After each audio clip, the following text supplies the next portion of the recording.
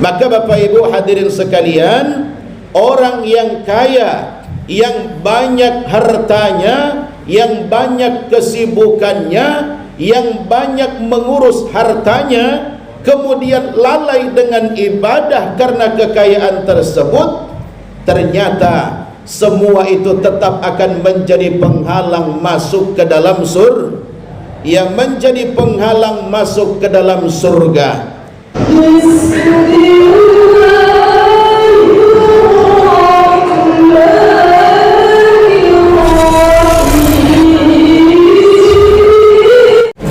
Assalamualaikum warahmatullahi wabarakatuh.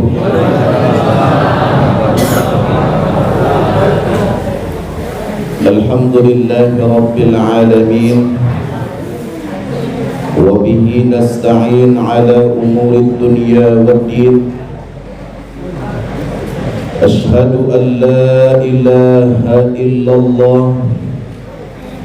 wa ashhadu anna Muhammadan abduhu wa rasuluh. Allahumma salli wa sallim ala sayyidina Muhammad wa ala ali sayyidina Muhammad, amma ba'd. Pertama sekali puji syukur alhamdulillah kita ucapkan kepada Allah Subhanahu wa ta'ala yang masih memberikan kesehatan, kesempatan, terlebih-lebih nikmat iman dan Islam. Pada pagi hari ini kita bisa berkumpul bersilaturahim di tempat yang sangat mulia ini. Mudah-mudahan kita semua yang hadir mendapatkan kemuliaan dari Allah Subhanahu wa ta'ala. Kemudian salawat dan salam kepada Nabi kita Muhammad sallallahu alaihi wasallam selaku syafaat beliau yang sangat kita harapkan di hari kemudian. Allahumma salli wa sallim ala sayyidina Muhammad wa ala ali sayyidina Muhammad, yang sama-sama kita hormati, kita muliakan Bapak Direktur Majelis Duha Nasional Kabupaten Batanghari, dan kemudian seluruh pengurus, para penasehat, dan kemudian yang saya muliakan para alim ulama, cerdik pandai, tua-tua tengganai, tokoh adat, tokoh masyarakat, Bapak Imam, Khatib dan Bilal, dan kemudian umumnya bapak-bapak, ibu-ibu, para orang tua saya yang hadir pada kesempatan hari ini. Sebelumnya Bapak Ibu, saya menyampaikan mohon maaf dari Bapak Ki Haji Perlindungan Hasibuan, seyogianya beliau yang mengisi kajian pada pagi hari ini, karena kemarin mendadak dapat kabar dari kampung bahwa mertua beliau sedang sakit, maka beliau berangkat untuk melihat dan kemudian pulang ke kampung. Maka pada hari ini beliau menunjuk saya untuk menggantikan mengisi kajian. Mudah-mudahan tidak mengurangi khidmat kita dalam mendengarkan pengajian pada kesempatan kali ini. Bapak Ibu hadirin sekalian yang dirahmati oleh Allah Subhanahu wa ta'ala, manusia hidup di muka bumi ini terkadang pandai membuat alasan. Ketika seseorang itu diadili, maka bermunculan alasan-alasan yang bisa dipaparkan. Dan tentunya alasan itu ada alasan yang memang benar dan bisa diterima, ada juga alasan-alasan yang penuh dengan kebohongan. Maka ketika nanti manusia juga dikumpulkan di akhirat, dalam kitab Tanbihul Ghafilin disebutkan bahwa 4 kelompok manusia nanti di akhirat pada saat mereka diadili oleh Allah Subhanahu wa ta'ala dan kemudian menerima ketentuan masing-masing, maka mereka memaparkan alasan mereka, tapi alasan itu tidak diterima oleh Allah Subhanahu wa ta'ala. Yaumal qiyamah yu'ta bi arba'ati aqwamin wa ya'tadhiru kullu wahidin minhum wa lam yuqbal uzruhum. Ada 4 kelompok manusia. Nanti di akhirat mereka akan memaparkan alasan mereka kepada Allah, tapi alasan mereka tidak diterima oleh Allah Subhanahu wa ta'ala. Awaluhum, yang pertama, al-ghaniyu ya'tadhiru bi anni ghaniyun wa mashghulun bi huquqi amwali. Yang pertama yang memaparkan alasan adalah orang kaya. Orang kaya datang diadili di hadapan Allah. Ya Allah, aku ini semasa hidup di dunia, ibadahku tinggal, solatku tinggal, puasaku tinggal, ya Allah, tidak aku lakukan karena aku ini kaya, kata dia.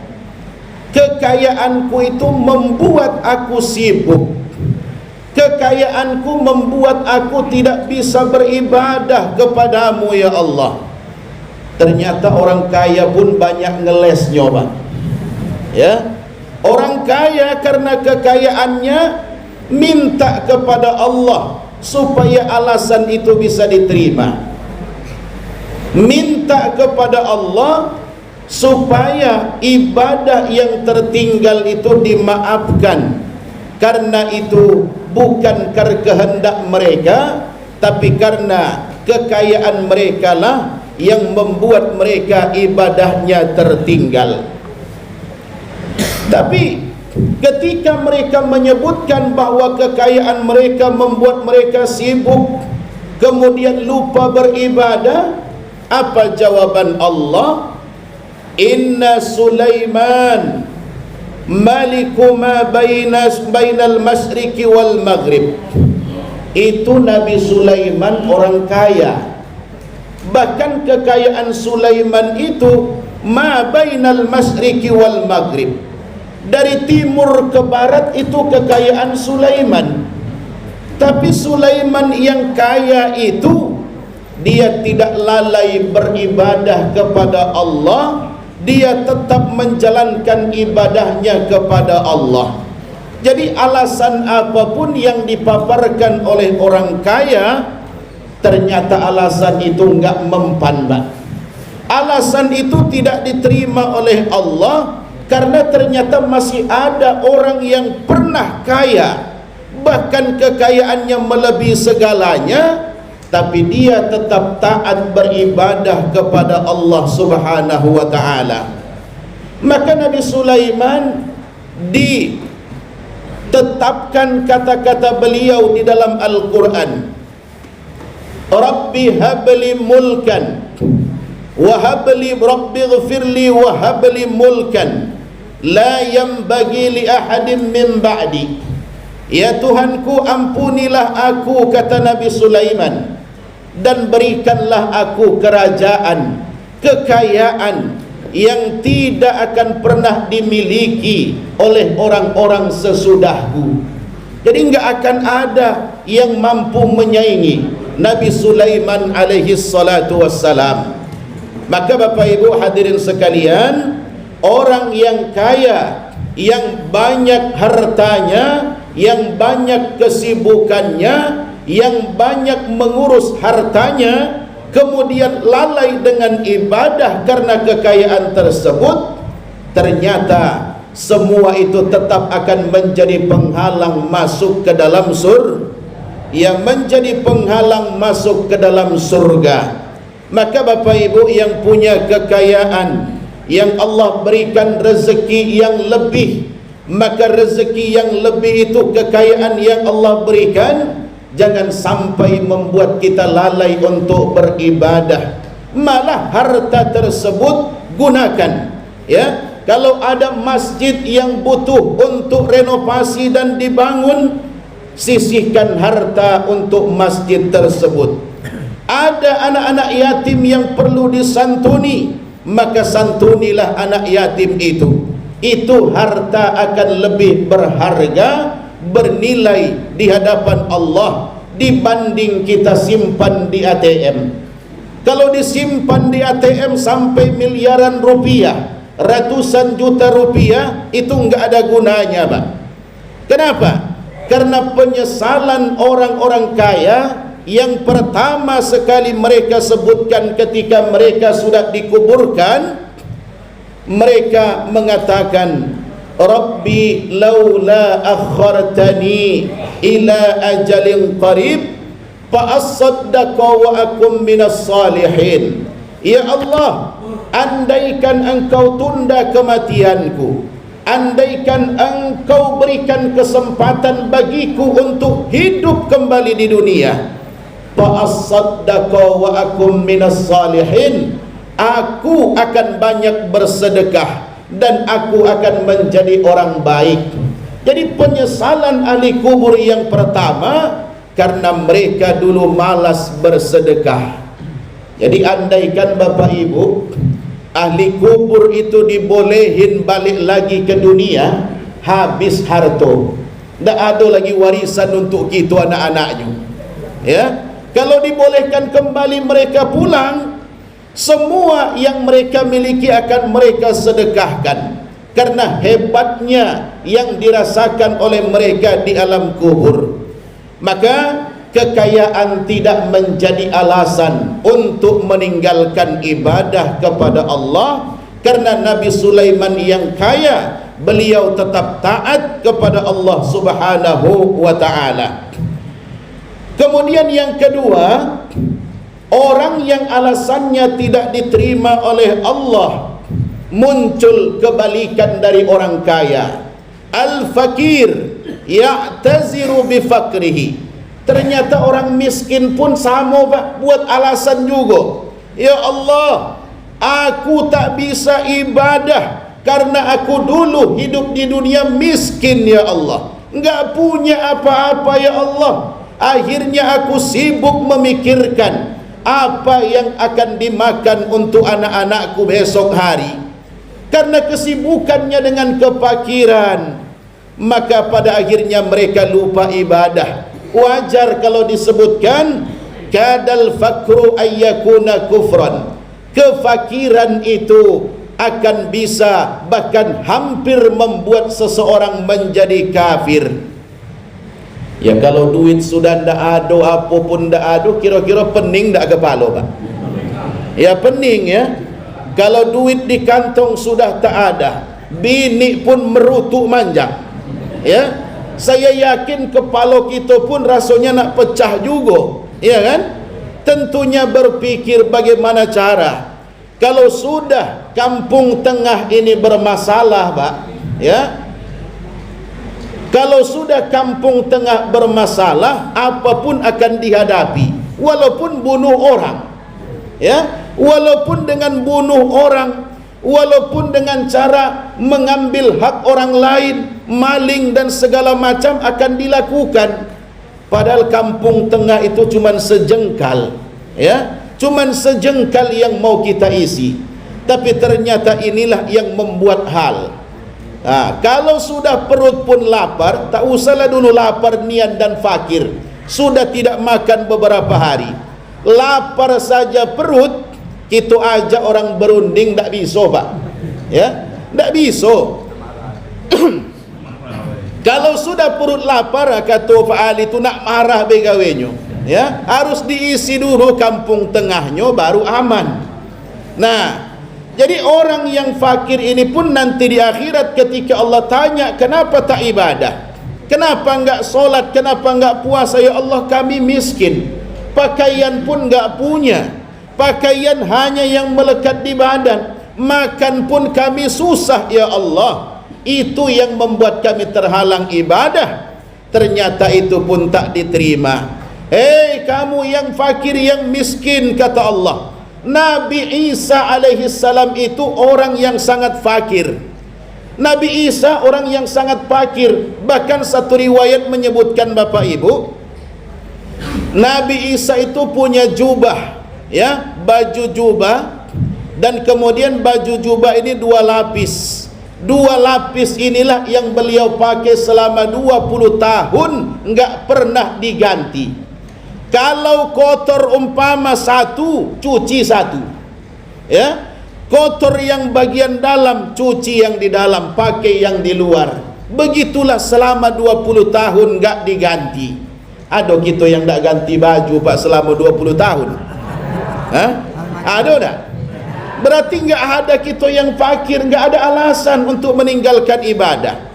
Beliau 20 tahun itulah yang beliau pakai, cuci kering setiap hari. Bukan berarti beliau itu memang benar-benar fakir, enggak. Nabi Allah itu semuanya orang kaya, tapi mereka kaya hati. Andaikan Allah tawarkan kepada mereka harta yang banyak, mereka enggak mau menerimanya, Pak. Walaupun mereka itu hidup sederhana, itu memang kemauan mereka mengajarkan kepada umat untuk hidup tidak berpoya-poya. Coba kalau kita ditawarin, Pak, ya, ada orang yang nawarin duit 1 miliar, cepat nggak nerimo? Wah, cepat, diam-diam ya Pak, ya. Nggak ada nak ngomong dengan orang, nggak. Tapi coba dibebani masalah, ngomong nggak dengan orang? Wah, ngomong. Kalau masalah yang dihadapkan, kita pasti ngelapor dengan orang. Minimal dengan bini kita melapor, Pak. Tapi kalau dikasih duit dengan bini pun bisa jadi diam-diam baik. Ya, kalau sempat bini tahu habis duit kau, kata dia. Nah, jadi kefakiran itu tidak menjadi alasan untuk kita meninggalkan ibadah kepada Allah Subhanahu wa taala, karena Nabi Allah pun ada yang Allah jadikan sebagai pelajaran bahwa Nabi tersebut sangat fakir tapi tidak meninggalkan ibadah kepada Allah Subhanahu wa taala, dan itu adalah Nabi Isa alaihis salam. Nabi Isa ini nanti tetap akan turun kembali ke muka bumi ini, karena itu sudah menjadi ketetapan Allah. Beliau akan turun dan kemudian beliaulah yang akan membunuh Dajjal. Karena Nabi Isa itu satu level dengan Dajjal, karena sama-sama punya gelar, Pak. Apa gelarnya? Gelarnya sama-sama punya gelar Al-Masih, Al-Masihud Dajjal. Kemudian Isa Al-Masih, sama-sama punya gelar Al-Masih. Ya. Apa itu arti Al-Masih? Al-Masih itu dari kalimat masaha. Masaha itu artinya menyentuh. Karena setiap sentuhan yang dilakukan oleh Nabi Isa alaihissalam, penyakit-penyakit itu akan hilang. Penyakit-penyakit itu akan sembuh. Bahkan ketika Nabi Isa menyentuh, maka orang yang sudah dikubur pun kemudian disentuh kuburnya oleh Nabi Isa alaihissalam, maka bisa hidup kembali. Begitu juga yang dilakukan oleh Dajjal. Maka Dajjal itu juga bisa menghidupkan orang yang sudah mati, ya, dan kemudian bisa menyembuhkan orang yang sakit. Itu keutamaan yang Allah berikan kepada mereka. Tapi satu kemuliaan untuk Nabi Isa dan satu istidraj atau satu hal yang membawa keburukan untuk Dajjal. Jadi Bapak Ibu, walaupun kita fakir, walaupun kita miskin, kemiskinan tidak menjadi alasan untuk meninggalkan ibadah. Kemudian yang ketiga, al-abdu ya'taziru bi khidmati maulahu. Seorang hamba, seorang pembantu, seorang pekerja, mereka pun beralasan dengan pekerjaan mereka, dengan tugas mereka. Ternyata yang jadi karyawan, yang jadi pembantu, yang jadi seorang pekerja tidak ada alasan untuk meninggalkan ibadah, karena mereka nanti akan datang di hadapan Allah. Ya Allah, kami ini seorang pekerja, tak punya waktu, tidak punya kesempatan. Majikan kami itu, mereka menahan kami untuk tidak beribadah. Solat Jumatnya tinggal, solat 5 waktunya tinggal, ibadah yang lain juga tinggal karena pekerjaan. Ternyata ini juga alasan tidak diterima oleh Allah Subhanahu wa ta'ala. Terus apa yang dijadikan Allah sebagai perbandingan? Perbandingannya adalah Nabi Yusuf alaihi salam. Nabi Yusuf juga dijadikan sebagai hamba bagi raja yang ada di daerahnya. Kemudian Nabi Yusuf walaupun beliau dijadikan sebagai hamba, tapi Nabi Yusuf alaihi salam tetap taat kepada Allah, beribadah kepada Allah Subhanahu wa ta'ala, tidak menjadikan ibadah itu terhalang. Jadi kalau ada yang membuat pekerjaan sebagai alasan, apapun yang sedang dia kerjakan itu menjadi alasan, maka semua alasan itu tidak diterima oleh Allah, maka mereka akan digiring masuk ke dalam neraka. Mereka akan digiring masuk ke dalam api neraka. Karena semua nabi-nabi Allah juga banyak ujian. Selain diuji bahwa Nabi Yusuf juga banyak tekanan, maka Nabi Yusuf juga pernah diuji, bagaimana keinginan hawa nafsu beliau itu diuji oleh Allah. Bahkan ibu angkatnya sendiri yang mengujinya. Ibu angkatnya, atau kalau kita mungkin bisa juga lah yang tinggal dengan mertuanya yang nguji. Nah, ada tak yang model itu, Bu? Mertuanya suka dengan menantunya, ada dah tu? Waduh, ya kan? Nah, sampai-sampai ketika Zulaikha ibu angkatnya itu akan melakukan hal yang tidak baik, pada akhirnya Allah memberikan jalan yang terbaik untuk Nabi Yusuf alaihi salam. Maka pada akhirnya kejadian itu pun tidak terjadi dan Nabi Yusuf diselamatkan oleh Allah Subhanahu wa ta'ala. Dan kemudian tentunya ini ibu angkat pun dibuli oleh orang-orang sekitarnya. Masa ibu angkat suka dengan anak angkatnya? Macam mana nian anak angkatnya itu? Maka pada akhirnya ibu angkat ataupun Zulaikha ini memanggil seluruh tetangga-tetangga dan orang yang membulinya, supaya kamu tahu macam mana tampannya Nabi Yusuf itu. Maka tentunya kita Bapak Ibu pernah mendengar kisah itu. Zulaikha menyiapkan buah-buahan sekaligus dengan pisaunya, satu pisau satu orang. Dan kemudian ketika Nabi Yusuf lewat, falamma ra'ainahu, ketika mereka melihat Nabi Yusuf datang, akbarnahu, maka mereka pun terpesona dengan Yusuf. Wa qatta'na aydiyahunna, kemudian mereka pun memotong tangannya tanpa sadar. Pernah Bu melihat laki-laki Bu sampai tak sadar Bu? Oh, berarti belum ada yang tampan gitu di sini, Pak. Tak ada gitu yang tampan ini, karena belum ada yang membuat kaum ibu terpesona sampai pisau yang dipegang pun memotong tangannya, sampai apa yang dipegang pun jatuh gara-gara mereka terpesona melihat kita. Belum pernah, tapi itu terjadi kepada Nabi Yusuf alaihi salam karena ketampanan beliau yang sangat luar biasa. Tapi itu pun sebagai sebagai ujian. Semakin Allah sayang kepada kita hambanya, maka semakin banyak ujian yang Allah berikan. Bahkan yang keempat, orang yang akan memberikan alasan di hadapan Allah adalah orang yang berpenyakit atau orang yang punya penyakit. Ya Allah, aku enggak bisa ibadah, Kenapa kau tak bisa ibadah? Aku sakit ya Allah. Bertahun-tahun aku sakit. Ya, lama aku sakit ya Allah. Sehingga penyakit itu tak bisa membuatku beribadah. Ternyata orang yang sakit pun membuat alasan, Pak. Tidak Allah terima alasannya. Kenapa?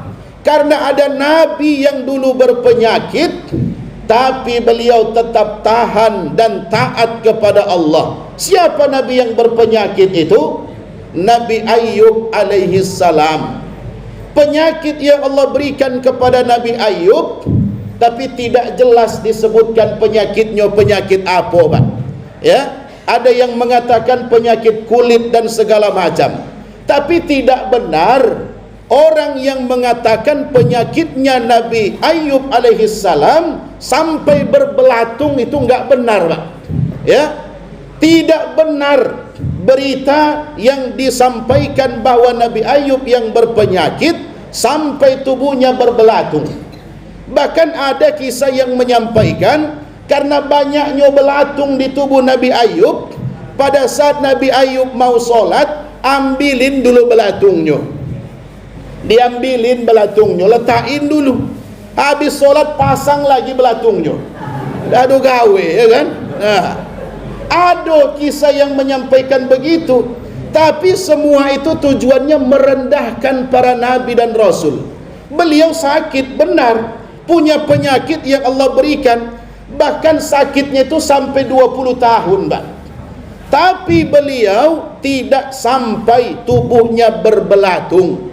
Ya, diingat itu Bapak Ibu. Karena banyak juga ustaz-ustaz yang menyampaikan tubuh beliau sampai berbelatung, itu banyak. Ya, itu tak benar, itu Israiliyat itu. Ya, itu Israiliyat itu. Berita yang menyampaikan bahwa Nabi Ayub berpenyakit sampai tubuhnya berbelatung, itu tak benar.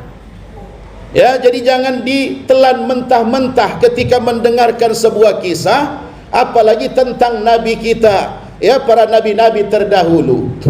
Bapak Ibu, ketika 10 tahun penyakit beliau itu beliau derita, kemudian istrinya ngomong, istilah kita, bahasa kita, suami ngomong dengan istrinya, istri ngomong dengan suaminya, Pak, apa Bapak enggak minta kepada Allah?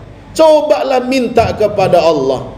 Sudah 10 tahun Bapak berpenyakit, supaya Allah angkat penyakitmu. Engkau kan Nabi, engkau kan Rasul, minta dulu kepada Allah supaya penyakitmu diangkat, kata istrinya. Apa kata Nabi Ayub? Aku malu mau minta kepada Allah supaya penyakitku disembuhkan. Aku diberikan kesehatan itu sudah puluhan tahun, kata beliau. Ini sakit baru 10 tahun. Ya, udahlah, biarlah dulu. Allah masih menguji saya. Aku belum berani minta kepada Allah untuk sembuh dari penyakit ini. Nantilah, kalau penyakitku sudah 20 tahun, sudah susah membuatku ibadah, barulah saat itu aku minta kepada Allah. Ada tak kita yang model itu, Pak? Hah? Ada dah. Saat berpenyakit tunggu dulu, kagetlah minta sembuh kepada Allah dah. Ada. Baru sakit 1 minggu, ya kan? Nah, sudah minta nangis-nangis kepada Allah, ya, supaya disembuhkan. Ya Allah, hebat nianlah cobaanmu ini ya Allah, sampai ngomong begitu kadang. Padahal baru seminggu, sehatnya bertahun-tahun. Beliau Nabi Ayub malu minta kepada Allah supaya sehat. Pada akhirnya Bapak Ibu, setelah 20 tahun penyakit itu, kemudian penyakit itu membuat Nabi Ayub pun susah melakukan ibadah, barulah beliau mengatakan, Rabbi anni massaniyad durru wa anta arhamur rahimin. Ya Allah, aku terkena penyakit, kata beliau. Maka karena penyakitku ini ya Allah, susah untuk beribadah kepadamu. Sembuhkanlah aku ya Allah. Baru Nabi Ayub mengatakan minta disembuhkan setelah penyakit itu berjalan 20. Nah, Bapak Ibu, ujian untuk Nabi Ayub pun sangat luar biasa. Pada awalnya Nabi Ayub itu orang yang sangat kaya. tapi kekayaannya Allah hilangkan, Pak. Kekayaan yang banyak itu Allah hanguskan selama 1 hari. Bayangkan, sehari harta yang banyak itu ludes semuanya. Tapi ternyata walaupun hartanya ludes, hancur semua hartanya, dia tetap sujud dan beribadah kepada Allah. Kira-kira kalau kita punya usaha, punya rumah, punya kenderaan dan segala macam, tiba-tiba Allah hanguskan semuanya, terbakar, kira-kira masih bisa senyum tak, Pak? Masih tenang tak beribadah? Saya yakin tak tenang lagi, ya kan? Ini Nabi Ayub, semua hartanya ludes 1 hari, tapi beliau tetap taat kepada Allah. Nabi Ayub punya anak 12 orang. Setelah hartanya habis, Allah uji lagi anaknya yang 12 itu mati dalam 1 hari, Pak. Semua yang 12 itu meninggal 1 hari galonyo. Coba bayangkan, harta sudah habis, anak 12 meninggal semuanya. Kira-kira kalau model kita ini ngomong dah, Allah nggak adil gitu. Ya, saya yakin muncul itu, Pak, ya. Kenapa ya Allah terjadi kepada saya ini, ya Allah? Engkau tak adil, ya Allah. Orang lain engkau biarkan bahagia, kenapa aku kau penuh penderitaan? Pasti begitu, iya kan?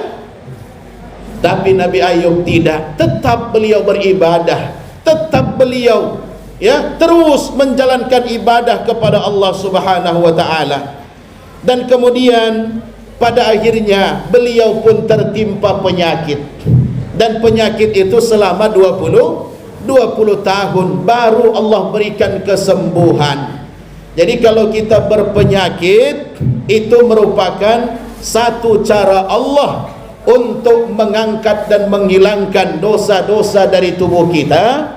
Maka selain kita benar-benar melakukan usaha untuk penyembuhan, tetaplah minta kepada Allah, berdoa kepada Allah agar kita diberikan kesehatan. Bukan berarti kalau kita sakit diam baik, tidak, ya. Karena Nabi mengatakan, tadawau ya ibadallah, berobatlah kamu ketika kamu sakit, wahai hamba Allah, karena likulli da'in dawa, setiap penyakit itu pasti ada obat, pasti ada obatnya. Tapi tentunya harus punya kesabaran. Kalau enggak sabar, tentunya penyakit itu tidak akan membuat dosa kita dihapuskan oleh Allah Subhanahu wa ta'ala.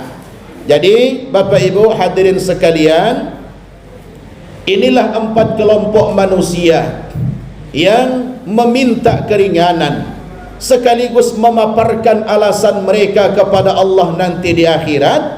Tapi alasan itu sedikit pun tidak Allah terima, karena alasan-alasan itu walaupun menurut mereka sangat susah, menurut mereka itu sangat luar biasa, tapi ternyata alasan itu tidak Allah terima, karena dulu ada orang yang lebih hebat lagi yang merasakan hal yang sama, bahkan lebih lagi, tapi mereka tetap mau taat kepada Allah. Intinya Bapak Ibu, apapun dan bagaimanapun kesibukan kita, tapi jangan sampai kesibukan itu membuat kita lalai.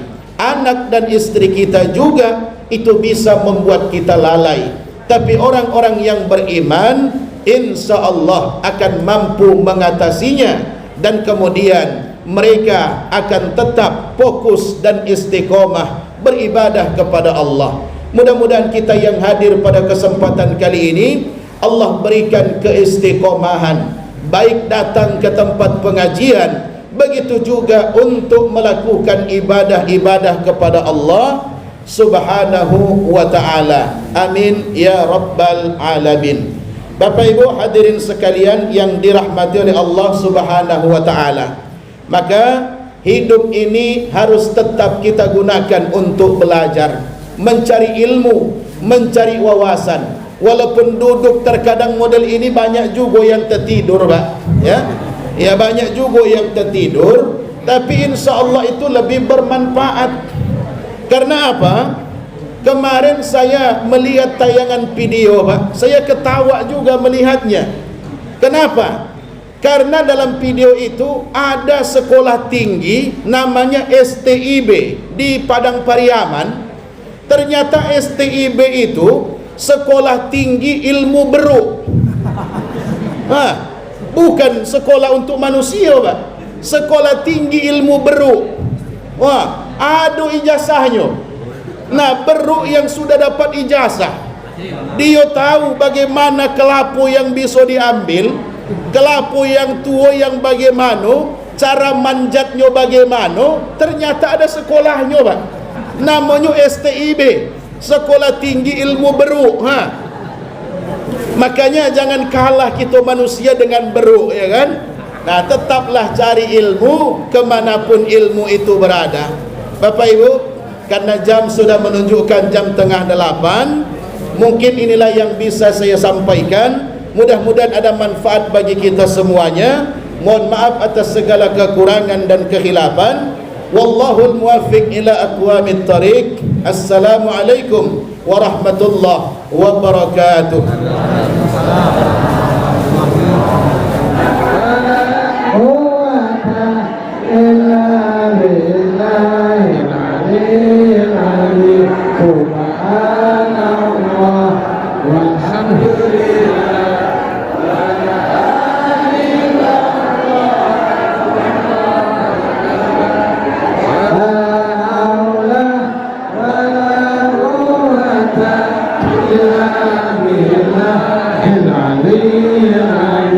Subhanallah walhamdulillah wala